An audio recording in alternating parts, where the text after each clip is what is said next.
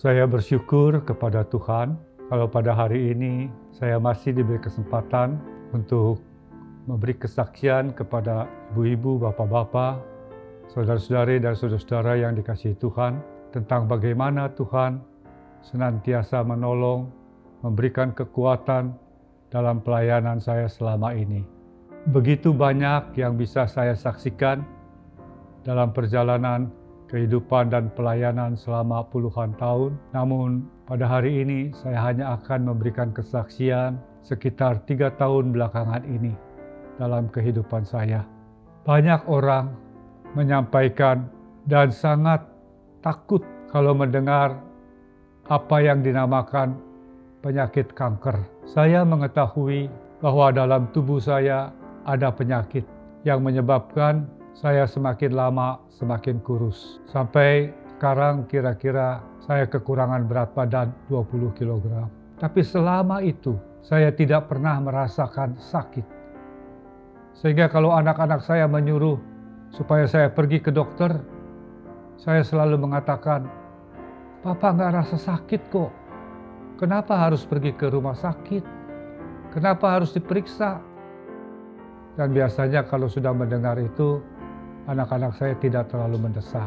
Namun, ketika di gereja sudah mulai onsite, tatap muka, saya pergi ke gereja, saya bertemu dengan dokter. Dokter itu mengatakan, "Oh Yose, harus periksa." Ya tapi saya nggak merasakan sakit kok. Tapi pasti ada sesuatu yang menyebabkan Oh Yose makin lama makin kurus. Karena didesak terus, maka saya memeriksakan diri untuk pergi ke rumah sakit dan menemui dokter ahli penyakit dalam. Dokter itu meraba-raba bagian tubuh saya, tapi dia mengatakan semua organ berjalan dengan baik, nggak ada yang sakit. Dan memang saya tidak merasakan sakit apa-apa. Lalu dia katakan supaya lebih pasti, lebih baik di USG. Maka saya melakukan USG. Di USG itu kelihatannya tidak begitu jelas. Tapi dia katakan banyak bagian tubuh yang fungsinya baik. Istri saya mengatakan, "Dokter, apakah ada yang mengkhawatirkan?" Dan dia jawab, "Ada." Sejak itu istri saya merasa lemas. Tapi dokter itu bilang, "Saya nggak boleh menceritakan. Itu adalah tugas dari dokter spesialis yang mengirim Anda ke sini." Lalu saya kembali ke dokter spesialis penyakit dalam itu. Dan dia mengatakan, dari USG ini, bagian-bagian yang diperkirakan ada sakitnya seperti empedu, ginjal, pankreas, itu semua berjalan baik. Cuman ada satu, yaitu di hati ada tumor yang sudah 8 cm. Dan kelihatannya tumor ini ganas.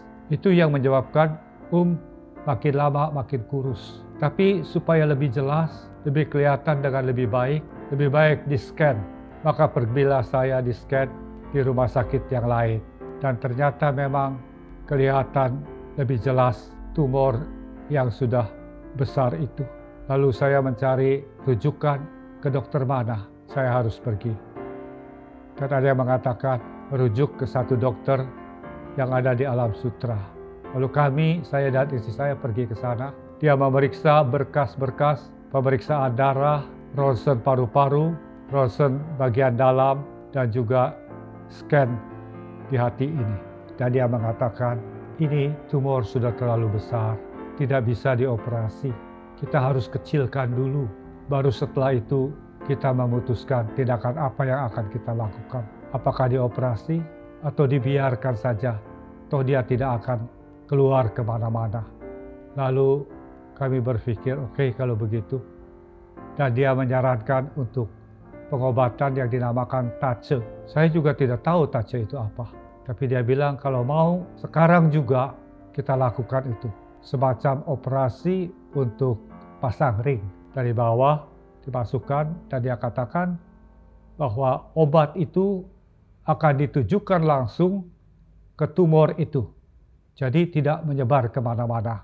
Lalu kami bilang sekalipun kami tidak siap waktu itu, kami belum bawa apa-apa dan tidak tahu bakalan suruh rawat inap. Tapi oleh karena sudah kepalang datang di sana, maka saya katakan oke. Dan sore itu kita mengalami operasi. Operasi TACE pertama. dan kami tidak boleh pulang karena selama 6 jam saya tidak boleh bergerak, tidak boleh makan apa-apa. Nah setelah itu, setelah dibuka buat saluran darah itu, maka saya boleh menggerakkan kaki kanan dan kami tinggal.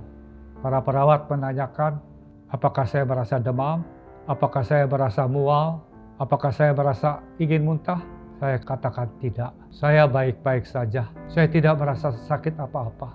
Jadi walaupun demikian, kami harus tinggal supaya bisa diobservasi. Esok hari dokter datang dan dia menanyakan hal yang sama. Apakah saya merasa demam? Apakah saya merasa mual? Apakah saya merasa ingin muntah-muntah? Saya katakan tidak. Saya tidak merasakan sakit apa-apa. Kalau begitu, saya boleh pulang. Dengan dibekali begitu banyak vitamin yang berkaitan dengan hati, lalu disarankan 2 minggu kemudian, saya datang lagi untuk kontrol. Dan kemudian kami kontrol, ternyata diperpanjang lagi untuk siap di tahap yang kedua.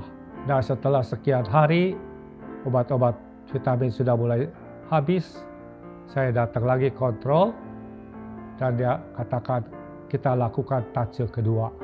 Maka dilakukanlah tahap yang kedua. Itu hanya dengan memeriksakan beberapa bagian tubuh yang berkaitan dengan akan dilaksanakan tahap yang kedua itu. Itu pun berjalan dengan lancar. Dan kemudian harus diam, tidak boleh bergerak selama 6 jam di kaki kanan itu. Dan kami waktu itu sudah siap, bawa perlengkapan, istri sudah bawa perlengkapan untuk tidur. Dan kami tidur. Besoknya dokter datang, periksa, dia tanyakan hal yang sama. Apakah merasa demam? Apakah merasa mual? Apakah merasa ingin muntah-muntah? Saya katakan tidak dokter, saya baik-baik saja. Saya tidak merasakan sakit apa-apa. Dan kalau begitu dia bilang, boleh pulang. Anak saya bilang, Papa rupanya tidak boleh mengalami sakit oleh Tuhan. Sehingga sekalipun saya sering melihat orang yang sakit kanker itu begitu menderita, tapi Papa tidak. Papa merasa baik-baik saja. Dengan demikian, ibu-ibu, bapak-bapak, saudara-saudari dan saudara-saudara yang dikasihi Tuhan, kenapa saya bisa merasa baik-baik saja? Walaupun itu kanker ganas dan sudah besar.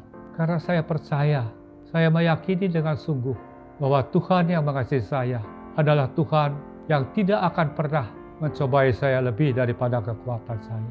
Dan Tuhan yang mengasihi saya adalah Tuhan yang selalu menginginkan kita sebagai anak-anak-Nya hidup dalam damai sejahtera dan sukacita. Kalaupun kita mengalami sakit penyakit, pasti Tuhan bersama-sama dengan kita.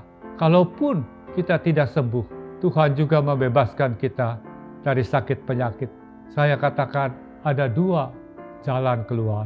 Kalau Tuhan mau menyembuhkan, berarti masih ada hal-hal yang Tuhan percayakan kepada saya untuk saya lakukan. Tapi kalau Tuhan memanggil, Tuhan juga membebaskan saya dari segala macam sakit penyakit. Saya selalu meyakini bahwa Tuhan yang mengasihi kita tidak pernah menghendaki kesusahan, kematian menimpa kita. Ia yang telah mengorbankan anaknya yang tunggal, Tuhan Yesus Kristus, untuk pengampunan dan penebusan dosa kita. Ia tidak menghendaki kita mengalami kematian. Bahkan sekalipun kita mengalami kematian, kita akan mendapat kehidupan yang kekal. Karena Tuhan menghendaki kehidupan dan bukan kematian. Karena itu, sekalipun kita harus mengalami kematian oleh karena sakit penyakit atau bencana apapun, kita terus percaya bahwa pada akhirnya kita akan mengalami kehidupan kekal bersama-sama dengan Dia yang menjanjikan kehidupan itu bagi kita. Karena itu jangan pernah kita merasa Tuhan meninggalkan kita. Jangan pernah kita merasa Tuhan membiarkan kita dalam sakit. Tuhan hanya akan memberikan kita sakit kalau itu akan menyadarkan kita dari dosa-dosa yang kita lakukan, dari perbuatan-perbuatan yang melawan Tuhan. Itu keyakinan saya, supaya kita bertobat dan kembali kepada Dia. Karena itu, ibu-ibu, bapak-bapak, saudara-saudari dan saudara-saudara yang saya kasihi, marilah kita menempuh jalan hidup kita. Apapun yang akan terjadi, jangan pernah meragukan kasih Tuhan. Ia senantiasa memelihara kita. Kita seringkali tidak tahu apa rencana Tuhan bagi kita. Tapi pasti rencana Tuhan bagi kita adalah yang terbaik untuk kita. Karena itu kita masuki kehidupan yang Tuhan masih percayakan kepada kita dengan penuh sukacita, dengan penuh harapan, dapat mempermuliakan Tuhan dan menjadi berkat bagi sesama kita. Tuhan kiranya memberkati kita sekalian di masa-masa yang akan datang. Terima kasih.